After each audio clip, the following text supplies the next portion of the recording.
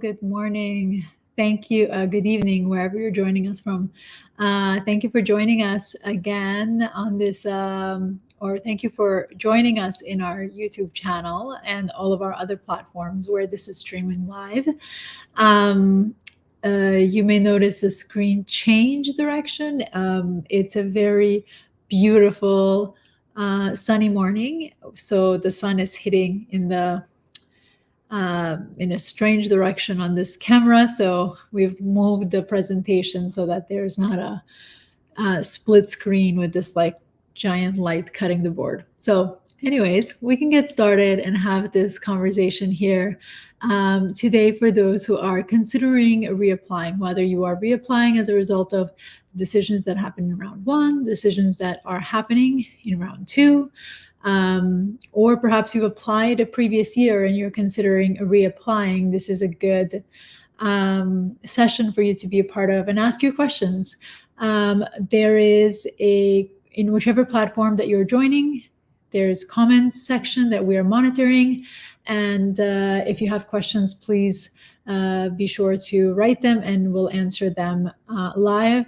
Don't worry, your question is not going to be shown on screen, so your name will be divulged here. So why don't we get started? Let's see. Okay, great. So a few logistics or a few components that I wanted to just run through. We are on the phases moving away from sort of the round two application process and going into the new application cycle. So those who are thinking about applying in round one, perhaps it's their first time, we will be having a session next week on that. So if you want to learn, additional components to what we talk about today, please join us, register for that session next week. If you want to have a consultation with me and you want to know, look at your profile and discuss ways that we can support you, I'll definitely encourage you to reach out for a consultation call with me where we talk about your profile, your background, what happened, and then obviously we talk about if this is a good partnership, because I do consider the work that I do with my clients as a partnership. So why don't we then just get started with the presentation? As usual, I do have a few slides that I will be presenting or anchoring this conversation, but I do invite you to write your questions in whichever platform you're joining so that I can answer those at the end. If you don't get to sit for the entire session and you want to watch the replay, your question will be answered there. So just write your question wherever you are joining from. So let's dive right in. A few agenda components. So as a reapplicant, this is today's story in the sense of if you've already applied, we do have to look at what's the evaluation criteria, what are the numbers, right? Because we of course do not know what stories got the applicants in, but we do know what are the averages as it relates to the data points. We're going to talk about how do you evaluate your individual application, and then of course the Q&A is towards the end. So first and foremost, how do business schools evaluate candidates? This is an important anchoring point to be reminded of. That schools are looking for academic performance. This means in your undergraduate, those are the typical metrics of evaluation. If you've done graduate degrees, they will look at that, especially if it supports your academic performance as well. And then also your test score, standardized test score. So whether you're sitting for the GMAT, the GRE, the executive assessment, whichever test you are submitting, that's part of the evaluation criteria. Beyond those standardized components across the board, the schools are also looking at your goals. Goals are really important because it determines what are essentially schools, their ability to support you in your future goals. So if you know where you're going, that's great. is the school equipped to support you to get there? If you don't know where you're going, well, that is a huge red flag because, of course, if you don't know where you're going, the admission team won't know where you're going. Therefore, they may be uncomfortable to offer a seat where they have so many other applicants who know exactly where they're going, how they're going to leverage the MBA opportunities to get to the next level in their career development. So goals are an integral component of the decision process. Of course, everyone knows that you can change your mind and you can do different things.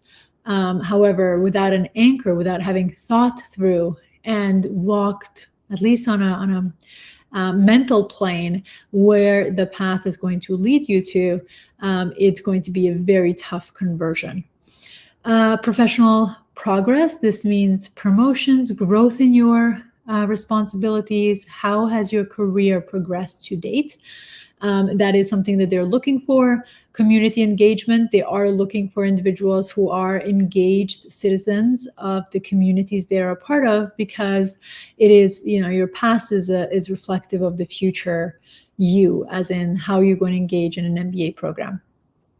And then overall character, sort of culture fit, is sort of like on a holistic perspective, the final phase of the sort of final criteria of the evaluation process. So if we're looking at the numbers, you are competing quite, the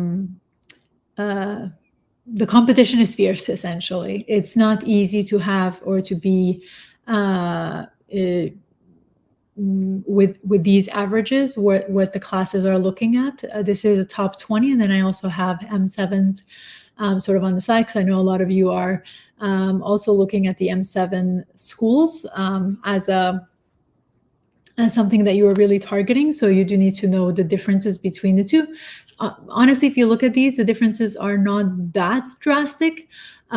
So it's just important to keep in mind that you want to be as close to the average of the class as possible. Obviously, it's not the numbers are not the end all be all, but the closer you are to the averages in these, and you show strong candidate in other components of your application, the higher the probability of being admitted. So let's talk about how you evaluate your profile. So first and foremost, you want to go back to the previous slide and look at how you stack up against those different elements that I had laid out. That's a very easy metric to determine where you stand. So that in and of itself is very objectively looking at your profile, your data versus the averages of the class. If you're below, we'll talk about that. But if you are below the averages, something else has to be stronger, right? So you have to evaluate those. Are your goals feasible? Second component that you want to look at. If you haven't had conversations with people in the MBA community, but you have written your goals, or you have written sort of uncertain goals, you may definitely want to have those conversations now before you resubmit your application. You can get a sense of the feasibility of your goals based on the conversation and what they think is a feasible goal to request of an MBA program.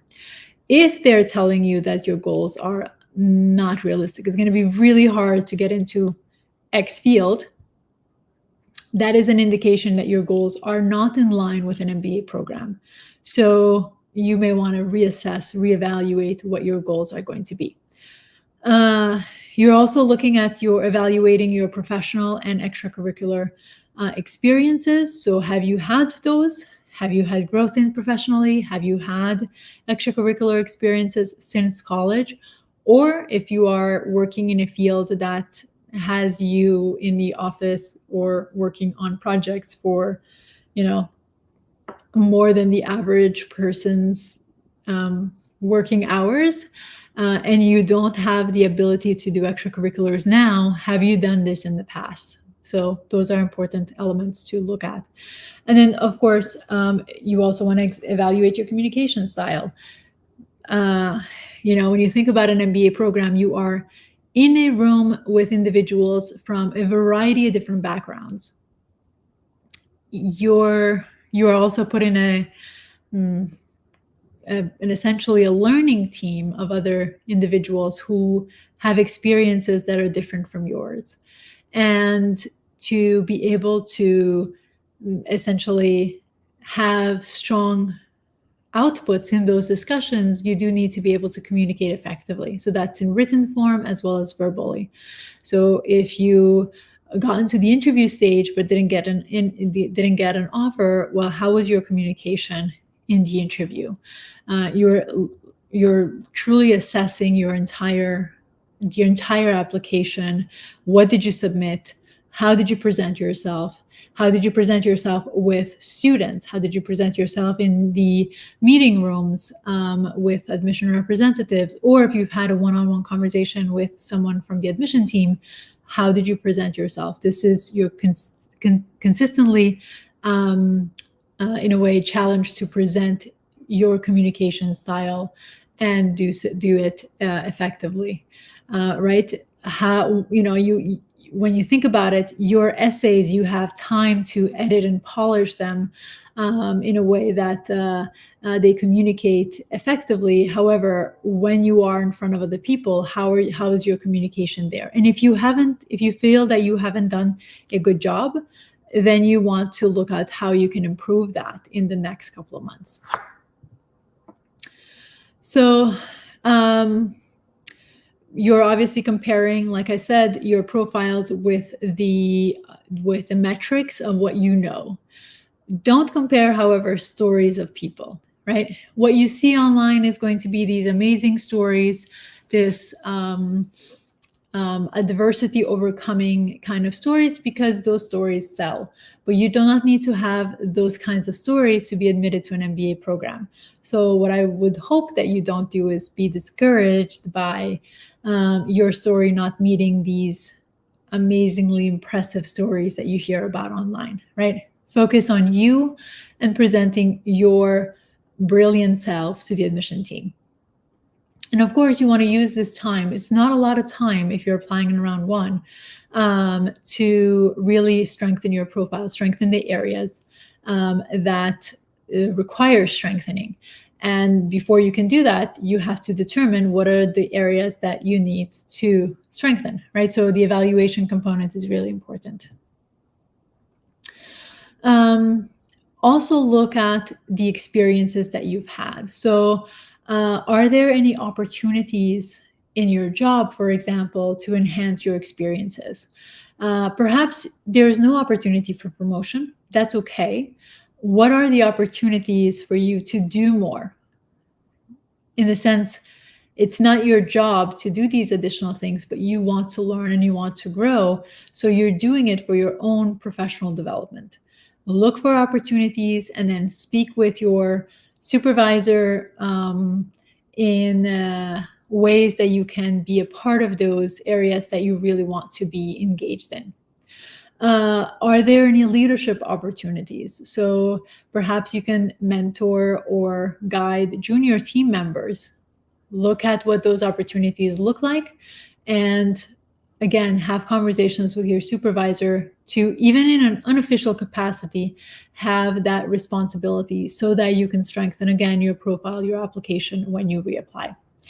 Then look at the extracurriculars. Have you been doing anything in your community since you applied? Rather, since college. And are there opportunities for you to strengthen your extracurricular experiences?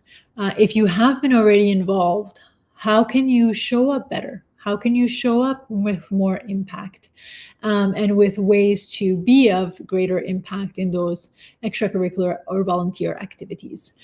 So you really want to go through each one of these separately. And I do encourage you to rewatch this video and go through each step individually, looking at your profile, and then identifying areas for enhancement in your professional and extracurricular experiences.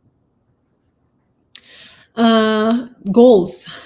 As I mentioned, goals are really important. Were your goals ambitious, but not too ambitious? And what I mean by that is, this is a very common one, so I'm going to mention it. I know you guys hear me oftentimes talk about it, but if you have aspirations to work in private equity, for example, or venture capital, or even start your own venture, start your own entrepreneurial venture short term, without having any prior experiences, it is perhaps too ambitious of a goal from the perspective of the admission committee. Getting into private equity venture capital post MBA without any finance background pre MBA, it's really, really challenging. It's, from the perspective of the admission team, is almost impossible. Therefore, that is not a feasible goal. It's ambitious, but not a feasible goal. Therefore, they can say no. Entrepreneurship is something that is always a tricky goal to have, especially if you haven't exemplified entrepreneurship to date. So again, they may evaluate it in the same way. Is it possible to get this, to have this goal attain, or to make this an attainable goal while in an MBA program? And if it's difficult, then of course they may say no to you. So this is the time for you to really assess your goals. Now, I do also write here, your goals need to be clear, concise, and compelling. You really need to be able to have painted a clear image in the mind of the reader as to what you want to do, why you want to do it. Simon Sinek talks about this idea of start with the why. Your goals are just goals if you don't have a reason for wanting to do them. Goals are just, mentioning something without a reason. It's not as tangible. It doesn't stick, right? So have you done that in your goals when you wrote them in your application? You still have to be concise with those goals. So meaning you do not want to be writing this litany of things about your goals and having a plan B and all of these things if they were not asked, if they did not ask you that question. So stick to what they have asked you. Make sure that you are being concise in your language. You can absolutely write your goals where you have a mission, where you have a long-term plan, a short-term plan, and why you want to do an MBA, all written in 150 words and written effectively, very concisely, but also very compellingly as well. So if you haven't done this, well, this is the time to practice. We talked about the North Star, which is that why, and did you demonstrate how the school will get you there? Important, very, very important component of the process is knowing why you have chosen X school. So if you chose Wharton, if you chose whatever school that you've chosen, why did you choose it, and how did you identify areas that they can be of support to you?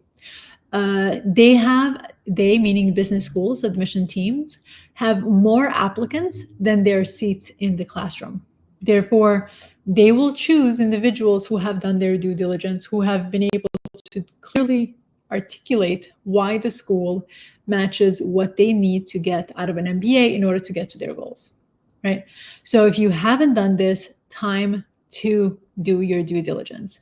The more you can have conversations with students, with individuals who have been a part of that community when classes are in session, the better you get a sense of what it means to be in an MBA program. And that's really important.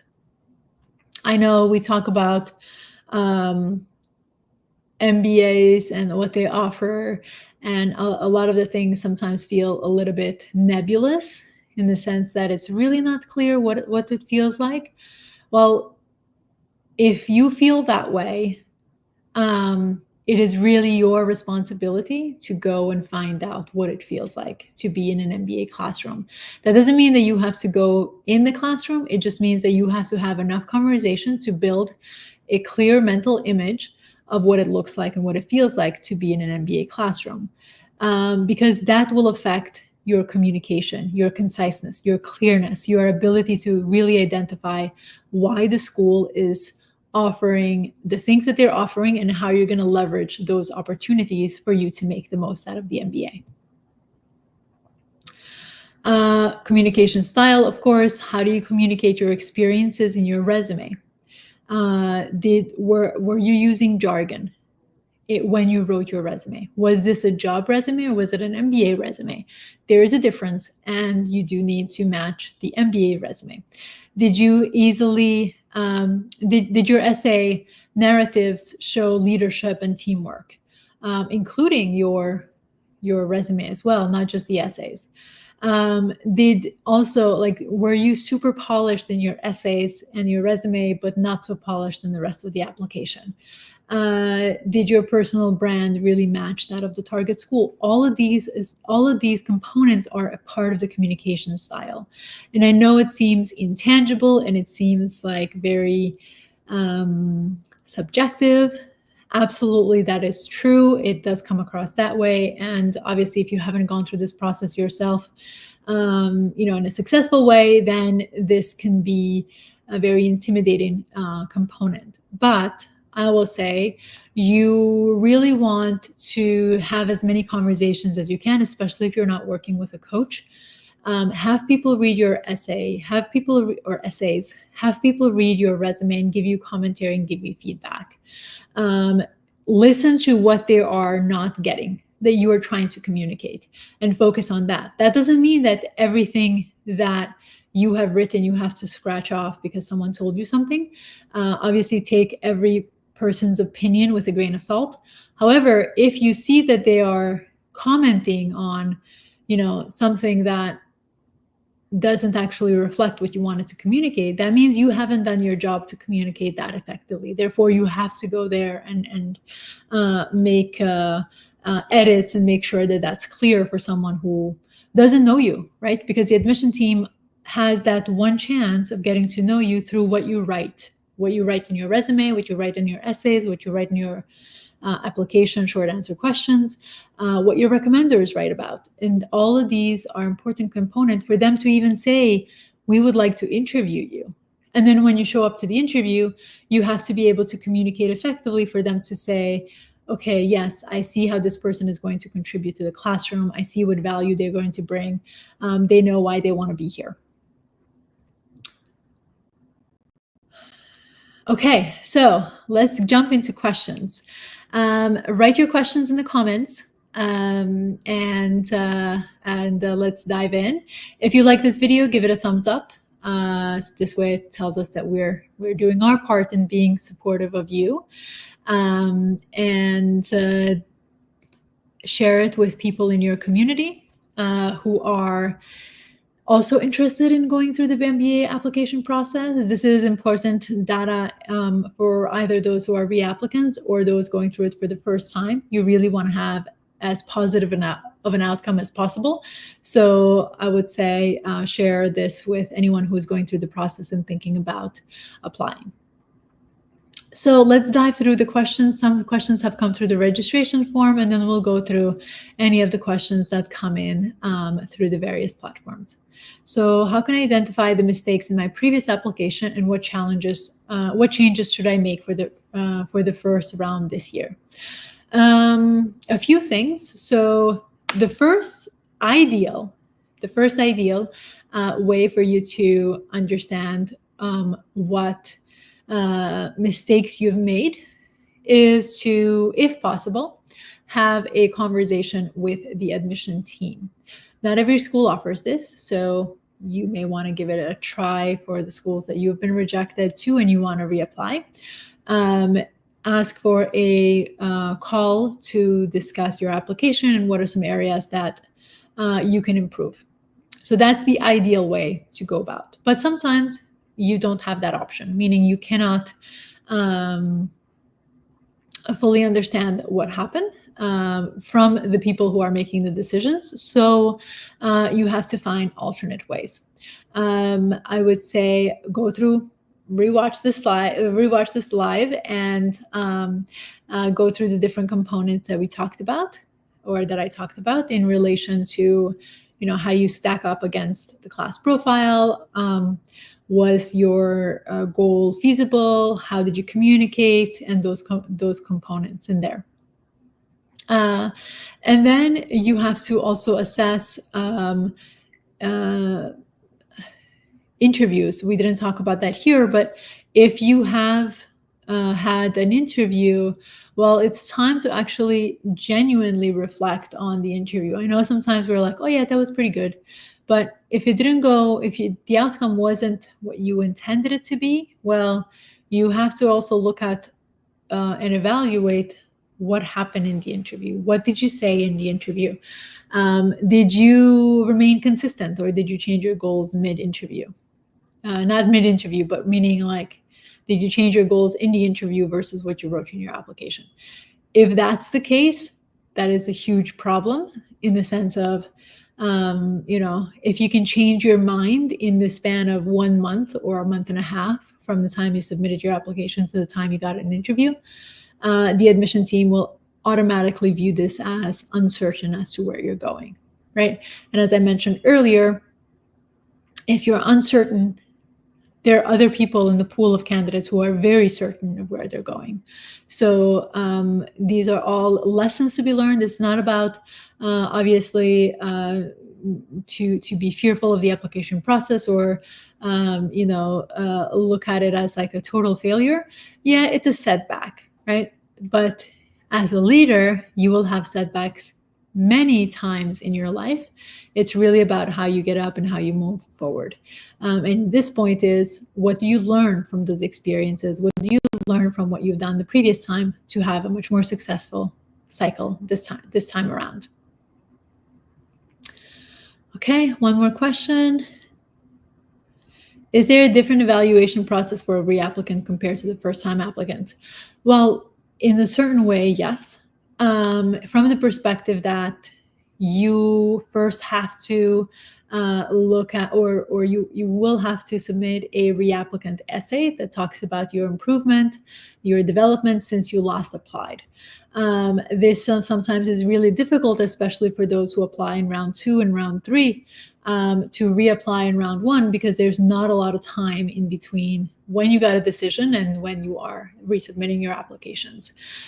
So they are looking for improvement in this span of time from the time you submitted your application to the time that you are reapplicant. So there is added layer of complexities in that perspective. I'll also say you are going to rewrite your entire application for most schools. Not every school, but most schools do require a fully new application, which means new letters of recommendation, new essays, new updated resume, not necessarily new. And obviously that reapplicant essay. This means they're looking for whatever they do for first-time applicants, plus what improvements have happened, right? It's not good enough just to reapply without any changes, because from their perspective, well, we told you no the first time when you submitted this in this particular way. You submitted the same thing this time around. Why would you expect a different outcome? Right? So they are definitely looking for particular improvement in your application, in your candidacy since you last applied. Okay, one last question really quickly, because we are running out of time.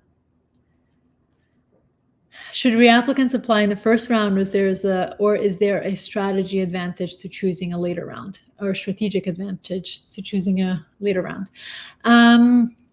I would say it depends on when you apply and when you think you can have the best application. Obviously, it's ideal that you apply round 1.